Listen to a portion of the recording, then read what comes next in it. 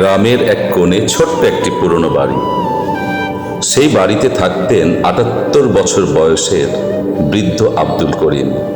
হাঁটতে লাঠির ভর লাগে, চোখেও ঝাপসা দেখেন, শ্বাস নিতেও কষ্ট হয়। কিন্তু এক সময়ে মানুষটাই দিনরাত্রি পরিশ্রম করে ৬ ছেলে মেয়েকে মানুষ করেছিলেন। কেউ ডাক্তার, কেউ ইঞ্জিনিয়ার, কেউ ব্যবসায়ী, আবার কেউ বা সরকারি চাকরিজীবী। আজ সমাজে সবাই প্রতিষ্ঠিত। একদিন হঠাৎ ছড়িয়ে পড়ল বাবার শরীর খুব খারাপ। ৬ জনই ছুটে এলো, কিন্তু বাবার হাত ধরার আগে শুরু হলো অন্য এক আলোচনা।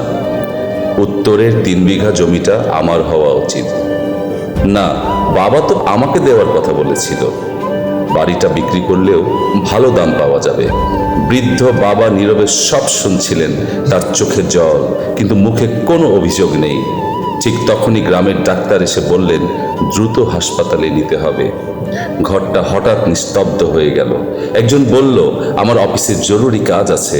আরেকজন বলল, আমার হাতে এখন টাকা কম। তৃতীয় জন বলল, তোমরা আগে দাও, পরে আমি হিসাব করে দেব। যে ছেলেমেয়েরা কোটি টাকার সম্পত্তি নিয়ে ঝগড়া করছিল, তারা বাবার চিকিৎসার খরচের দায় নিতে সবাই পিছিয়ে গেল।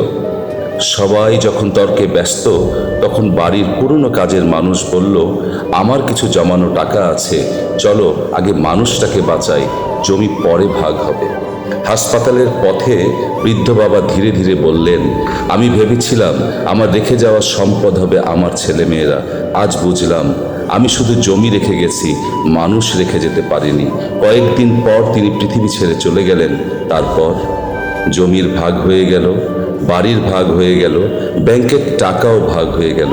শুধু ভাগ হলো না একটি জিনিস, শুধু ভাগ হলো না বাবার শূন্য চেয়ার।